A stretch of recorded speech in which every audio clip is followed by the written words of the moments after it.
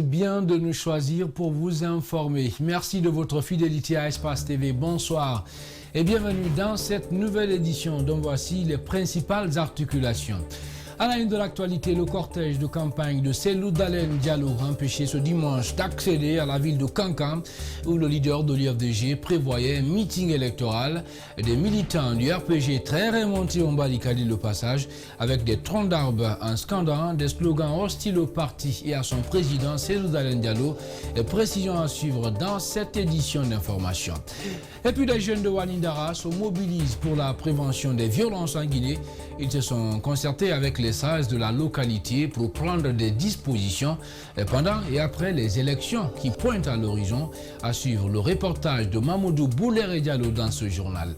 Et c'est tout pour les titres. Bienvenue à tous. Encore une fois, merci de votre fidélité à Espace TV. Oui, la tension était à son comble à Tokuno, où le cortège du leader Cellou Dalein Diallo, en partance pour Kankan, a rebroussé chemin aux alentours de 12 h ce dimanche. Le cortège de campagne de Cellou Dalein Diallo a été donc finalement empêché d'accéder à la ville de Kankan, où le leader de l'UFDG prévoyait un meeting électoral. Et des militants du RPG, vous allez le voir, très remontés, ont barricadé le passage avec des troncs d'arbres. Plus de détails, c'est avec nos envoyés spéciaux Al-Gassimou Yaliba et Aliouba. Les rumeurs couraient depuis quelques temps. Elles viennent de se confirmer. Les militants du RPG à Kankan ne veulent pas de l'UFDG à Kankan. Le cortège a été bloqué net à 9 km du centre-ville. Ici à la rentrée de Kankan, malheureusement, on est bloqué par des militants du RPG qui ne veulent pas que l'UFDG accède à la ville de Kankan. Il y a vraiment une forte détermination de ces militants qui ne veulent pas du tout sentir l'UFDG dans leur ville. Ils disent faire cela pour réagir par rapport à ce qui s'est passé en Moyenne-Guinée lorsque le Premier ministre est parti dans la région, en Moyenne-Guinée. La police, les gardes du président ainsi que les responsables de l'UFDG ont tenté de négocier le passage, mais en vain. Moi, je vais dire à les membres de l'UFDG, ce qui est nécessaire, ils n'ont qu'à se retourner. Ce qu'ils ont fait là-bas, c'est eux. On a tout vu à la télé qu'en Haute-Guinée, il n'y a pas d'autre parti si ce n'est pas le Fakonde. Allez, RPG! Près d'une heure de dispute, finalement le cortège a décidé de rebrousser chemin pour éviter un affrontement. Ce garde a reçu un projectile. Le reste de l'équipe n'a subi aucune violence. Voilà le reportage d'Al-Gassimou Yaliba. Après donc les étapes de Marela, Farana, Guéguédou, Kissidougou, Zérékoré, entre autres, le coordinateur de la tournée de Cellou Dalein Diallo a fait le bilan mi-parcours de sa campagne électorale à l'intérieur du pays. On retrouve encore nos envoyés spéciaux Al-Gassimou Yaliba et Aliouba. Après 6 jours de campagne électorale à l'intérieur du pays, l'heure est au bilan. Un bilan à mi-parcours jugé positif par ce cadre du parti, Union des forces démocratiques de Guinée. C'est un bilan positif, au-delà même de l'espérance.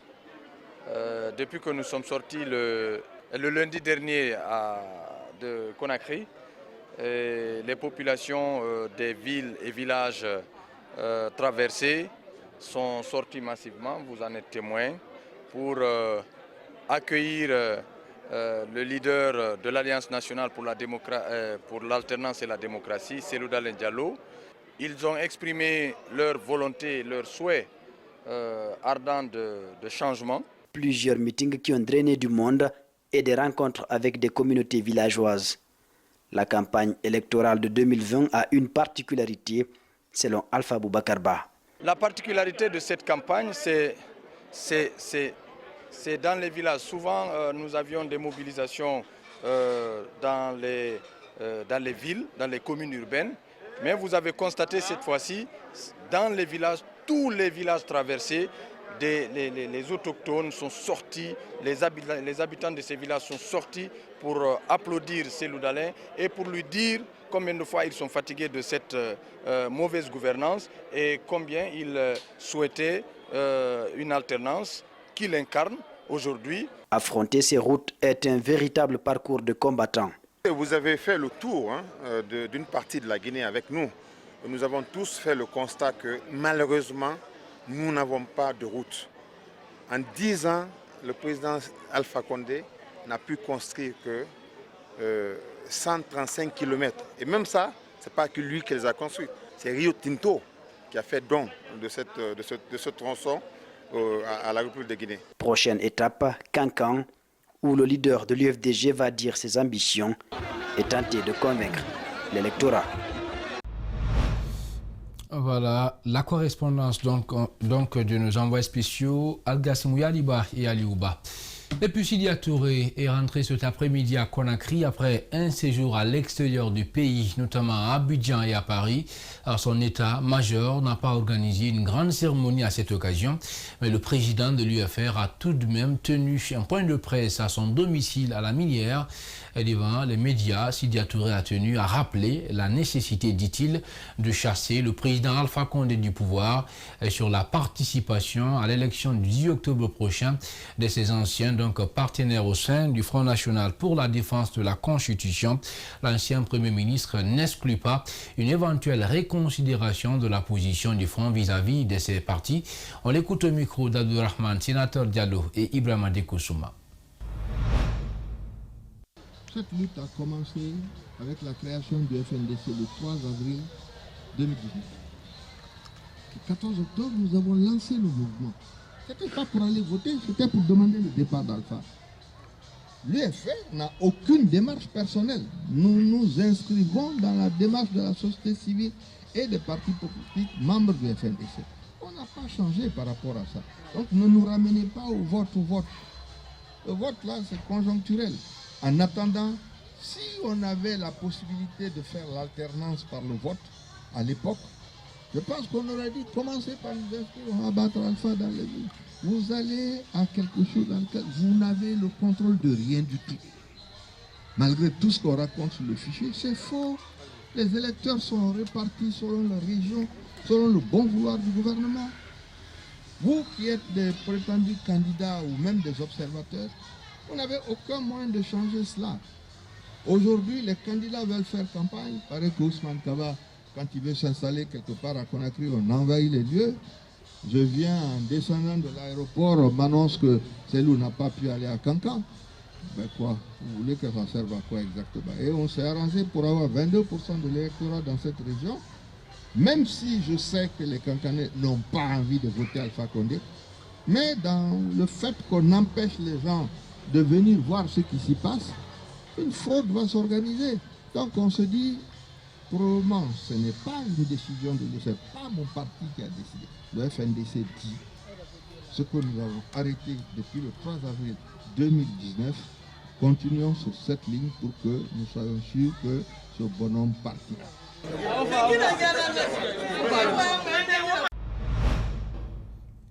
Voilà, Sidia Touré, président de l'Union des forces républicaines. Nouvelle génération politique, NGP a procédé ce samedi à la validation de son bureau communal de Matam. Une cérémonie au cours de laquelle son président a saisi l'occasion pour faire donc des révélations. Badara Koné n'a pas aussi manqué de s'en prendre au président de l'UFDG, Cellou Dalein Diallo, à qui il promet d'ailleurs une guerre sans merci. Explication avec Ali Badra Kamara et Ibrahim Souma. 30 membres du bureau exécutif de la nouvelle génération politique, NGP, 8 membres menacent de remplacer Badara Koné, président de la NGP, au cas où il refuserait d'accompagner Elhadji Cellou Dalein Diallo aux échéances électorales. Selon Badara Koné, ces derniers sont des imposteurs. Ils ont été manipulés, dit-il, par le vice-président de l'UFDG et le secrétaire général de ce parti. C'est plus que clair. Cellou Dalein a donné de l'argent à 8 personnes sur 39 personnes pour me combattre dans mon parti.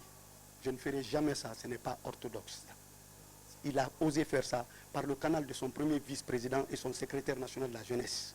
Ok? Ils ont utilisé, ils ont réussi à leur siège 8 imposteurs au nom de la NGP qui sont venus signer avec le premier vice-président du parti, sachant que le président du parti à Conakry, il n'est pas mort, il est là, il a mon numéro, il peut m'appeler, on peut négocier, on peut discuter, on peut parler de beaucoup de choses, je peux dire non. Est-ce que vous voyez? Mais ça ne se limite, tu ne peux pas utiliser les gens pour... Tout ça pour montrer aux gens que je suis un homme pas bien, ou bien je suis le seul qui a refusé, tout le monde est parti sauf ma personne, et ce n'est pas ça. S'inscrire dans le dynamisme du renouvellement politique guinéen est l'objectif de la NGP. Son président préfère rejeter l'offre de l'UFDG pour des raisons qu'il juge claires. Cellou Dalein est un traître. Il a trahi le FNDC. La Guinée B, combat de Rafera, c'est l'Oubarana combat trahi, c'est un traître. C'est un traître. Pour Badara Koné, il n'est plus question de rejoindre les anciens gestionnaires de la Guinée dont le bilan est loin de répondre aux attentes de la population. De la même façon, je vois Alpha Condé, de la même façon, je vois Cellou Dalein. Pour moi, je ne peux pas laisser Alpha ou Cellou. C'est les mêmes. Nous voulons un renouvellement de la classe politique. Badara Koné et ses militants comptent lancer des campagnes à partir de ce lundi pour décourager les militants et sympathisants de l'UFDG. Dans le reste de l'actualité nationale, des acteurs de la société civile s'activent pour une élection apaisée en Guinée. Et sur cette lancée, la Maison des associations et ONG invite les citoyens à aller retirer leur carte d'électeur pour s'acquitter bien sûr de leur devoir le jour du vote. La structure prévoit également le déploiement des observateurs électoraux sur toute l'étendue du territoire national. L'organe de gestion électorale promet de les accompagner. André Moussim Milimono et Abdoulaye Kamara nous en disent plus. Amener les citoyens à s'acquitter de leurs devoirs civiques le jour du scrutin prévu le 18 octobre. Telle a été l'initiative lancée par cet acteur de la société civile. Il a fait savoir d'abord que cette rencontre est une façon pour eux de lancer un message aux acteurs engagés dans le processus électoral pour le bon déroulement de l'élection présidentielle. C'est aussi une façon d'amener un message républicain aux différents acteurs parties prenantes de ce processus électoral. C'est d'abord la CENI pour la bonne foi et la transparence et l'équité dans la gestion de ce scrutin à venir, mais également demander la bonne foi des partis politiques qui, au finish, quand ils réaliseront effectivement qu'ils n'ont pas été vainqueurs de ce scrutin, de bien vouloir l'admettre. 3000 observateurs seront déployés par la Maison des associations et ONG sur toute l'étendue du territoire national. Son coordinateur explique le mode opératoire. Nous avons travaillé sur des outils qui nous permettent d'avoir des procès-verbaux scannés à partir des bureaux de vote au niveau des préfectures jusqu'à remonter au niveau de la Maison des associations ou la chambre d'opérationnalisation que nous allons installer ici durant toute la journée, qui va recueillir les données. Le porte-parole de l'institution électorale a apprécié la démarche des acteurs de la société civile. Il ajoute que la CENI ne ménagera aucun effort pour accompagner une telle initiative. C'est vraiment pour dire que la CENI est prête à accompagner toutes les structures de la société civile et qui se fixent pour objectif celui est de sensibiliser nos concitoyens, d'informer nos concitoyens sur la nécessité du retrait des cartes d'électeurs. La CENI, par la voix de son représentant, a regretté et condamné les violences enregistrées à travers le pays. Il appelle à la retenue pour un processus apaisé.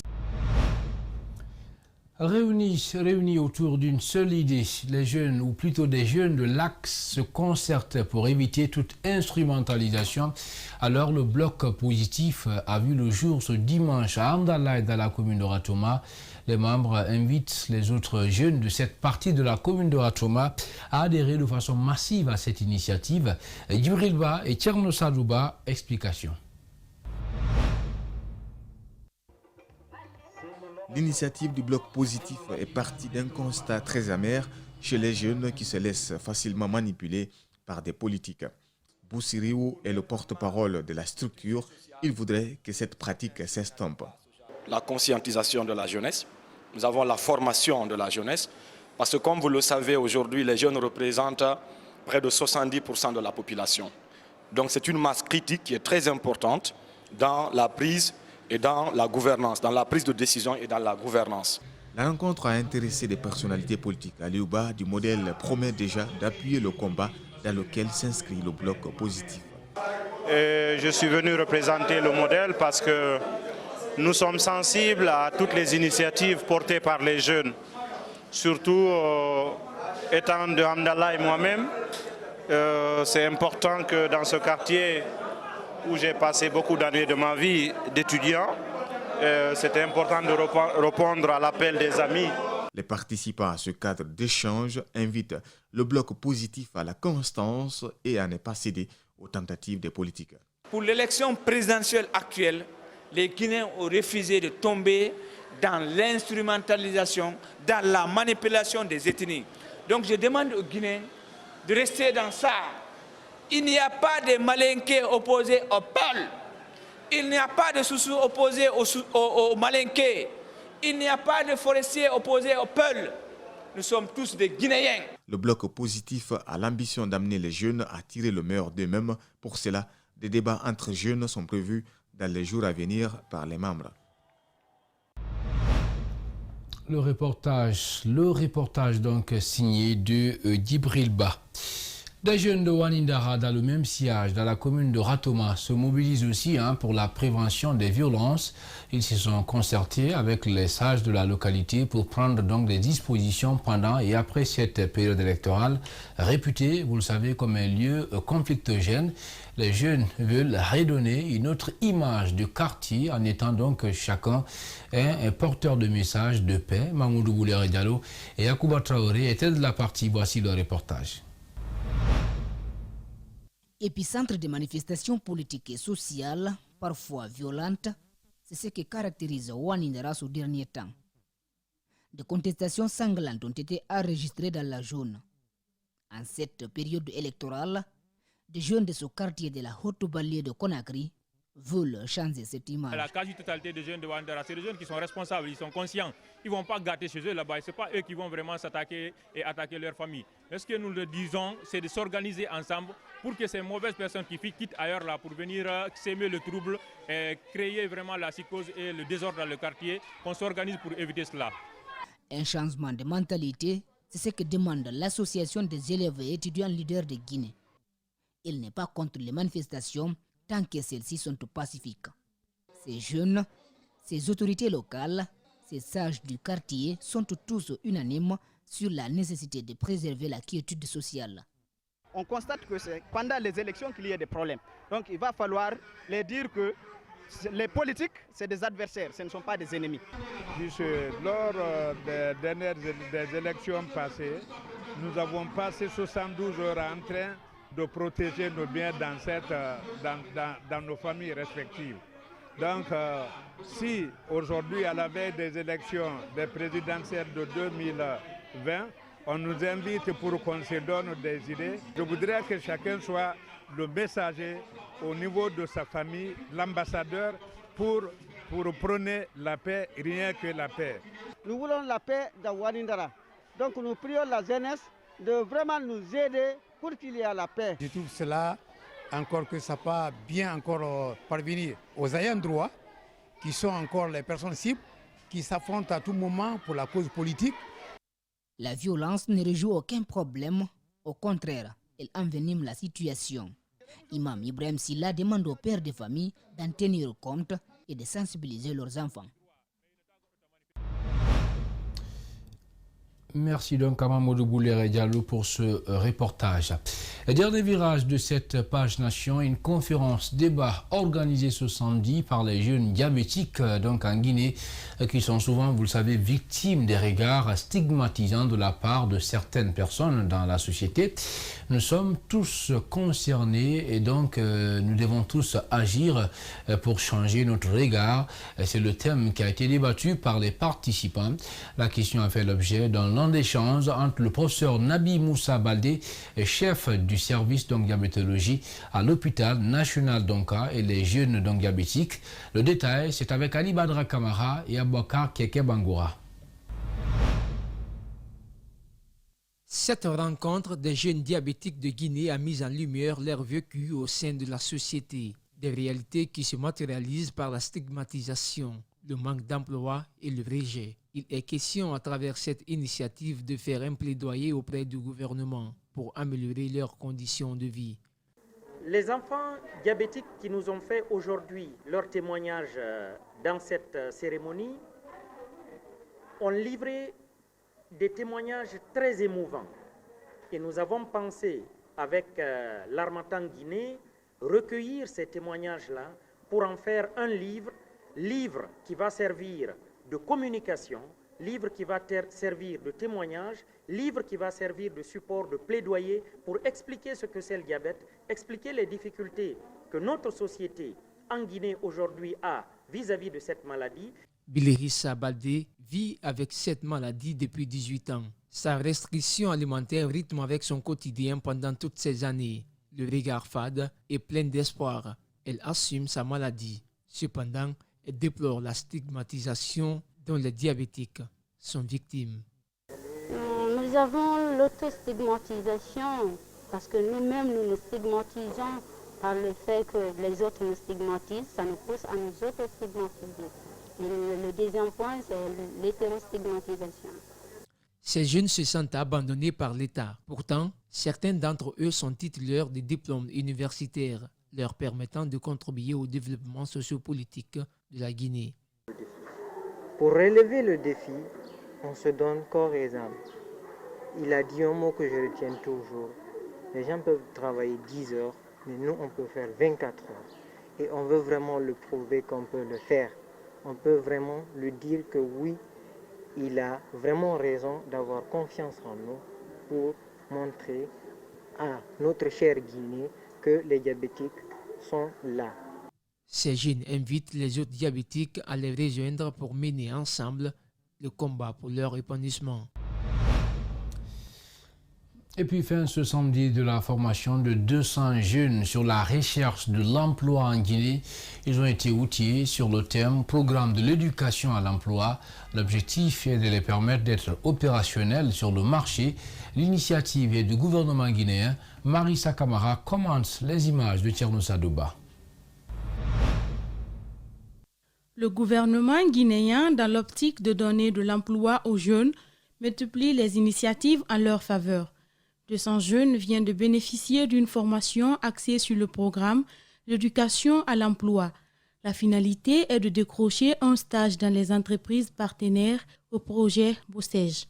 Notre exigence est que les centres de formation d'abord soient en partenariat avec les entreprises de formation et à partir de là on définit les compétences et c'est ce qui a été fait. Le directeur général adjoint de l'Agence guinéenne pour la promotion de l'emploi se dit satisfait de cette initiative qui ne fait que renforcer les compétences des jeunes. Écoutez, toutes les fois que des jeunes sont accompagnés par l'Agence guinéenne pour la promotion de l'emploi, c'est vraiment un motif de satisfaction. Nous sommes très contents d'assister à une telle cérémonie parce que nous estimons que des jeunes qui sont formés, c'est des jeunes qui sont prêts vraiment à affronter le marché de l'emploi et ça, grâce à une initiative du gouvernement guinéen qui a été, à travers le projet BOSEJ, qui a été financé par la Banque mondiale. Les bénéficiaires, eux, invitent les jeunes à s'intéresser davantage à de telles formations. J'invite aux jeunes de venir au cabinet pour suivre la formation car c'est vraiment une réussite. Et pour le développement aussi, donc vraiment, j'encourage et j'invite mes camarades de venir suivre la formation. Cette initiative a duré 3 mois.